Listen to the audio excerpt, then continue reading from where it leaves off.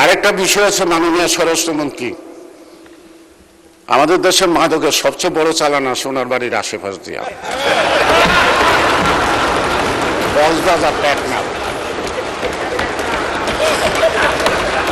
আগে শুনতাম বধূ, এখন তো বধূ নাই, বধূ তো বধ হয়ে গেছে গা। এখনকার ওইখানকার দায়িত্বটা কে নিছে? বাড়ির আশেপাশের লোক। স্বরাষ্ট্রমন্ত্রী তো চেনার কথা। এতদিন ওই দ্বিতীয় মাদক আসা বন্ধ হতে উচিত ছিল। আইন দেওয়া কোনো কিছু হয় না, আইন কার্যকরী করার জন্য সাহস লাগে, সৎ সাহস লাগে, ইচ্ছা লাগে। সুতরাং আমাদের একটা বড় চ্যালেঞ্জ এখন বাংলাদেশে মাদক আসক্ত।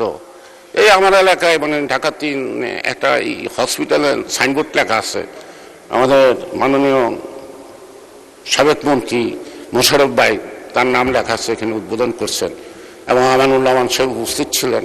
একটা স্টোন আছে, 10 শয্যা বিশিষ্ট একটা হসপিটাল, পুরা মাদকে আক্রান্ত, মানে রুগীও নাই, ডাক্তারও নাই, দারোয়ানও নাই, মাঝে মাঝে চিন্তা। একটা নির্বাচনী এলাকার মধ্যে 10 শয্যা বিশিষ্ট একটা হসপিটাল আছে। কি গর্ব আমাদের, কি অহংকার, আমরা কত আগাছি, কত কিছু করে ফেলেছি দেশের জন্য। যেখানে আদমশুমারি অনুযায়ী লোক সংখ্যা হল 6 লক্ষ, 6.5 লক্ষ, কিন্তু বেসরকারিভাবে 15 লক্ষ লোকের উপরে বসবাস একটি আসনে, ঢাকা 3-এ।